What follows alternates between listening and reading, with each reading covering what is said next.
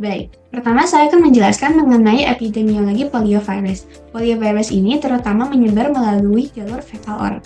Jadi, ketika seseorang terinfeksi virus polio liar, virus ini masuk melalui mulut dan berkembang biak di usus. Setelah itu, virus dibuang ke lingkungan melalui feses. Dan dari sini, virus dapat dengan cepat menyebar di komunitas, terutama jika kondisi sanitasi dan kebersihannya buruk. Penyebaran bisa terjadi ketika makanan atau minuman terkontaminasi feses yang mengandung virus tersebut. Contohnya dengan bantuan lalat yang bisa memindahkan virus ini dari feses ke makanan secara pasif.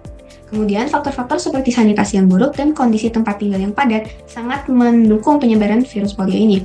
Di lingkungan seperti itu, virus dapat menyebar lebih cepat dari satu individu ke individu lainnya. Namun, dengan keberhasilan program vaksinasi global, virus polio tipe liar ini telah dieliminasi dari belahan bumi barat dan sebagian besar dunia. Namun, masih ada negara-negara yang belum sepenuhnya bebas polio seperti Nigeria, Afghanistan, dan Pakistan. Di Indonesia sendiri, kasus terakhir polio liar yang menyebabkan kelumpuhan ditemukan pada 20 Februari 2006 di Aceh. Sejak saat itu, tidak ada lagi kasus polio liar yang dilaporkan di tanah air. Hal ini menunjukkan keberhasilan upaya vaksinasi dan pengendalian penyakit yang signifikan. Selain itu, perlu juga diketahui bahwa virus polio ini paling sering menyebar pada musim panas dan musim gugur. Oleh karena itu, kewaspadaan ekstra diperlukan pada musim-musim tersebut. Berikut ini merupakan peta risiko virus polio yang terdapat di website Kemenkes. Bisa diperhatikan bahwa daerah yang berwarna merah merupakan daerah dengan derajat risiko penyebaran polio tinggi, lalu daerah yang berwarna kuning merupakan daerah yang memiliki derajat risiko sedang, dan daerah yang berwarna hijau merupakan daerah yang memiliki derajat risiko rendah. Morfologi poliovirus. Virus polio termasuk dalam genus Enterovirus dan famili Picornaviridae. Bentuk virus ini adalah icosahedral 20 cc dengan diameter sekitar 30 nanometer. Tergolong virus kecil dan tidak memiliki amplop atau non-envelope. Materi genetik virus ini berupa RNA untai tunggal positif atau ssRNA+, sepanjang sekitar 7.500 nukleotida. Struktur virus polio terdiri dari protein kapsid yang dibangun dari 60 salinan masing-masing dari 4 protein struktural utama, yaitu VP1, VP2, VP3, dan VP4. VP1 hingga VP3 terletak di permukaan kapsid, sedangkan VP4 berada di dalam dan berperan penting dalam proses infeksi. Keunikan struktur. Ciri khas virus polio adalah adanya canyon atau lekukan pada permukaan kapsid yang terbentuk oleh VP1. Canyon ini berfungsi sebagai tempat pengikatan reseptor seluler atau reseptor CD155 poliovirus yang merupakan langkah awal dari infeksi sel inang. Selain itu, karena tidak memiliki envelope, virus ini lebih tahan terhadap pelarut lipid, pH rendah, serta suhu tinggi dibandingkan dengan virus envelope lainnya. Nah, sekarang kita akan membahas tentang kultur virus polio. Nah, kultur virus polio ini dapat dilakukan dengan berbagai jenis kultur. Nah, seperti ada kultur sel, kultur jaringan, dan juga kultur vitro. Nah, biasanya kultur sel ini melibatkan penggunaan sel-sel manusia seperti sel-sel otak dan juga sel-sel saraf. Sementara itu, untuk kultur vitro, kultur in vitro pada virus polio berarti virus tersebut diperbanyak di laboratorium menggunakan medium khusus. Medium ini dirancang untuk mendukung pertumbuhan dan perkembangbiakan virus polio. Dalam proses ini, virus diinokulasi atau ditanamkan ke dalam medium. Lalu, virus akan berkembang dan bereproduksi di dalam medium tersebut. Untuk contohnya, virus polio ini bisa diisolasi dari Stachyman tinja, kemudian juga bisa CSF atau cerebral spinal fluid. Kita lanjut ke karakteristik pertumbuhan virus. Karakteristiknya apa aja sih dari kultur virus polio ini? Yang pertama ada pertumbuhan dalam kultur sel. Virus ini juga bisa tumbuh di sel-sel saraf, sel otak, dan juga sel-sel yang lain yang ada di manusia. Kemudian dia juga bisa tumbuh di dalam kultur jaringan. Nah, dia bisa memperbanyak di dalam jaringan seperti jaringan saraf, jaringan otak, dan juga jaringan lain di manusia. Kemudian yang saya jelaskan tadi, dia juga bisa tumbuh di dalam kultur in vitro yang merupakan salah satu medium yang digunakan untuk memperbanyak virus ini. Nah, kemudian juga bisa tumbuh dalam suhu yang sesuai sekitar 37 derajat, 38 derajat, 39. Jadi patokannya 37 derajat. Terus dia juga bisa tumbuh dalam kultur yang sesuai dengan pH. Kemudian virus in vitro ini dia juga bisa tumbuh dalam kultur dengan waktu inkubasi yang sesuai, hasil inkubasi sekitar 7-14 hari. Nah, kemudian virus in vitro ini bisa tumbuh dalam kultur yang menggunakan peralatan sesuai. Baik, selanjutnya saya akan menjelaskan struktur antigen. Struktur antigen memiliki beberapa struktur. Yang pertama adalah kapsid polivirus. Nah, Kapsid adalah struktur protein pelindung yang menyelimuti materi genetik virus pada polivirus. Kapsid ini berbentuk icosahedral 20 sisi yang sangat simetris dan terdiri dari 60 subunit identik. Nah, masing-masing terbentuk dari 4 jenis protein struktural, yaitu viral protein 1, 2, 3, dan 4. Ketiga protein utama yang berada di permukaan kapsid adalah viral protein 1 sampai 3 saja, sedangkan yang 4 berada di sisi dalam dan berperan dalam stabilitas struktur. Nah, fungsi utama kapsid adalah melindungi genom RNA dari degradasi oleh enzim atau faktor lingkungan. Yang kedua, membantu pengenalan dan pengikatan ke reseptor pada permukaan sel inang.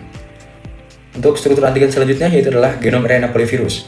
Nah, polivirus ini memiliki genom RNA untai tunggal positif sepanjang kurang lebih dari 7.500 nukleotida yang bersifat infektif. Artinya, RNA ini mampu langsung bertindak sebagai mRNA di dalam sel inang untuk memulai proses sintesis protein virus. Nah, fungsi utama genom RNA itu adalah mengkode semua protein virus termasuk protein struktural seperti viral protein 1-4 dan non-struktural seperti enzim replikasi seperti protease dan RNA dependen dan RNA polimerase. Kemudian selanjutnya adalah reseptor virus. Nah, agar dapat menginfeksi sel inang, polivirus ini harus menempelkan terlebih dahulu pada reseptor spesifik di permukaan sel target.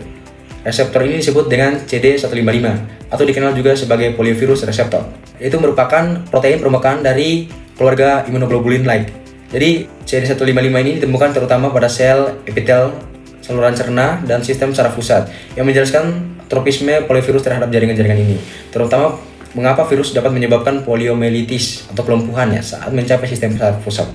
Selanjutnya adalah patogenesis dari poliovirus. Poliovirus sendiri masuk ke dalam tubuh melalui mulut. Virus ini menginfeksi sel yang pertama ditemuinya, yaitu di faring dan mukosa saluran gastrointestinal. Virus ini masuk dan berikatan dengan immunoglobulin-like reseptor yang dikenal sebagai reseptor poliovirus atau CD155 pada membran sel. Di dalam sel Sagittae tract, virus ini bertahan selama sekitar 1 minggu, kemudian menyebar ke tonsil, jaringan limfoid saluran cerna, dan kelenjar limfa mesentrik dan servikal di mana virus ini berkembang biak. Selanjutnya, virus ini masuk ke dalam aliran darah. Poliovirus dapat bertahan dan berkembang biak dalam darah dan kelenjar limfa untuk waktu yang lama, kadang-kadang bisa mencapai hingga 17 minggu. Antibodi maternal atau yang diperoleh selama infeksi sebelumnya, atau juga vaksinasi oral, seringkali membatasi virus pada jaringan ini. Jika tidak ada antibodi, terjadi viremia yang biasanya asimptomatik dan bersifat sementara. Namun, pada sebagian kecil kasus viremia, virus memasuki sistem saraf pusat dengan melewati blood-brain barrier atau melalui transport akson retrograde saraf perifer. Invasi sistem saraf pusat juga dapat menyebabkan infeksi dan kerusakan neuron motorik alfa di anterior horn sumsum tulang belakang, nuklei saraf kranial medula oblongata, serta pons dan otak tengah. Akibat yang ditimbulkan oleh virus ini adalah rusaknya bagian muka dari susunan saraf tulang belakang. Penyakit ini banyak menyerang anak balita dan dapat menyebabkan kelumpuhan bahkan kematian. Bila kelumpuhan terjadi pada otot pernapasan, besar kemungkinan balita akan meninggal atau kesulitan bernafas. Lalu sebenarnya penyakit-penyakit apa saja sih yang dapat disebabkan oleh infeksi virus polio ini? Yang pertama adalah infeksi asimptomatik, yaitu ketika virus polio menginfeksi tubuh kita, namun tanpa menimbulkan gejala-gejala klinis. Dan ini terjadi pada sebagian besar kasus polio, yaitu sekitar 70 hingga 75% kasus polio. Lalu yang kedua adalah abortif minor poliomyelitis, yaitu ketika terjadi infeksi polio ringan dan tidak menyebabkan gejala-gejala paralitik. Dan biasanya gejala-gejalanya hanya berupa infeksi virus biasa seperti demam ataupun sakit kepala. Lalu yang ketiga adalah aseptic meningitis atau non-paralytic poliomyelitis, yaitu ketika terjadi inflamasi pada saput meningen namun masih belum menimbulkan gejala-gejala paralitik. Lalu yang selanjutnya adalah paralytic poliomyelitis. Terbagi menjadi 3, yaitu pertama adalah spinal poliomyelitis, yaitu ketika virus polio ini menyerang sel-sel tanduk anterior sumsum tulang belakang, sehingga terjadi asymmetric flaccid paralysis, yaitu ketika paralisis terjadi pada sebagian tubuh kita saja. Lalu yang kedua adalah bulbar poliomyelitis, yaitu ketika infeksi polio terjadi pada inti saraf kranial di medula oblongata, makanya dinamakan bulbar. Lalu yang ketiga adalah bulbospinal, sesuai namanya ini adalah kombinasi dari kedua kasus tersebut. Jadi ketika infeksi kombinasi yang melibatkan tulang belakang dan bulbar yang mempengaruhi selain otot tungkai juga mempengaruhi saraf-saraf kranial. Lalu bagaimana cara kita mendiagnosis dari infeksi polio ini? Nah, untuk kasus-kasus non-paralitik mungkin sebenarnya sangat susah, karena gejala-gejala klinisnya tuh berupa gejala-gejala non-spesifik seperti demam, kelelahan, sakit kepala, nyeri otot atau mialgia, batuk atau sakit tenggorokan, di mana gejala-gejala ini sangatlah umum terjadi. Nah, kita dapat melakukan pemeriksaan laboratorium melalui kultur virus atau RT-PCR dari tinja atau throat swab atau usapan tenggorokan atau CSF. Nah, untuk CSF ini nanti akan menunjukkan pola-pola virus seperti pleositis limfositik, namun glukosanya tetap normal. Nah, selanjutnya adalah kasus-kasus paralitik. Yang pertama, gejala klinisnya adalah terutama pasien diutamakan karena yang biasanya sering terjadi itu pada anak di bawah usia 15 tahun dan mengalami akut flaccid paralisis. Lalu ada demam, baik itu sebelum maupun saat terjadi paralisis. Lalu terjadi asymmetric weakness atau kelelahan asimetris. Tidak ada gangguan sensorik dan mungkin bisa dilihat apakah pasiennya itu memiliki riwayat vaksinasi yang bagus atau bahkan tidak memiliki riwayat vaksinasinya itu mungkin akan menjadi suspek utama dari kasus infeksi polio. Lalu yang kedua adalah untuk penegakan diagnosis. Jadi ada pengecekan laboratorium. Tentunya gold standarnya adalah pengambilan sampel tinja yang kemudian akan dicek melalui kultur atau virus isolation, dan yang kedua adalah RT-PCR atau melalui molecular test. Dan selanjutnya ada pemeriksaan-pemeriksaan lain yang bisa digunakan untuk membantu atau menunjang diagnosis namun tidak dapat menegakkan diagnosis karena bukan merupakan gold standar seperti throat swab, CSF atau cerebrospinal fluid melalui fungsi lumbal. Nah, nanti melalui hasil laboratorium dari pemeriksaan CSF ini akan ditemukan tanda-tanda inflamasi ringan. Nah, lalu yang terakhir dan yang keempat adalah MRI pada tulang belakang dan atau otak. Nah, nanti akan ditemukan adanya kelainan pada sel-sel Horn atau sel-sel tanduk itu tadi. Sampai saat ini belum ditemukan obat yang benar-benar bisa menyembuhkan polio secara total. Jadi, terapi yang diberikan bersifat suportif. Artinya, bertujuan untuk meredakan gejala, mencegah komplikasi, dan membantu pemulihan fungsi tubuh. Jenis terapinya pun disesuaikan dengan bentuk poliomielitis yang dialami oleh pasien. Pertama, ada bentuk abortif. Ini termasuk jenis polio yang paling ringan. Biasanya, pasien hanya perlu istirahat total, diberikan obat pereda nyeri dan demam, serta asupan nutrisi yang baik. Setelah itu, kondisi pasien akan dievaluasi kembali setelah 2 bulan untuk melihat ada tidaknya dampak neurologis. Yang kedua, ada poliomielitis non-paralitik. Gejalanya sedikit lebih berat, tetapi belum sampai menimbulkan kelumpuhan. Selain terapi dasar seperti pada bentuk abortif, biasanya juga ditambahkan kompres hangat secara berkala dan splinting atau penyangga untuk mencegah deformitas. Evaluasi lanjutan tetap penting untuk mencegah komplikasi. Yang ketiga, ada poliomielitis paralitik. Bentuk yang paling serius karena sudah menyebabkan kelumpuhan. Pada fase akut, pasien perlu istirahat total selama 2 hingga 3 minggu. Ekstremitasnya diimobilisasi untuk mencegah deformitas dan dilakukan latihan gerak aktif maupun pasif secara bertahap setelah nyeri mereda. Jika perlu, diberikan obat untuk mengurangi kekakuan otot. Jadi secara umum, deteksi dini dan penanganan yang cepat sangat penting agar gejalanya tidak semakin parah dan untuk mencegah kecacatan jangka panjang. Pasien dengan gejala ringan dapat dirawat di rumah dengan pemantauan ketat, sementara kasus yang berat sebaiknya dirujuk ke fasilitas kesehatan tingkat lanjut. Saat ini ada beberapa jenis vaksin yang digunakan untuk mencegah infeksi virus polio. Setiap vaksin punya karakteristik dan keunggulan masing-masing, tergantung dari tujuan imunisasinya. Yang pertama ada Inactivated Polio Vaccine atau IPV. Merupakan vaksin suntik yang berisi virus polio yang sudah dimatikan, jadi tidak bisa menular ke orang lain. Keunggulannya, vaksin ini aman digunakan termasuk untuk pasien dengan imunodefisiensi.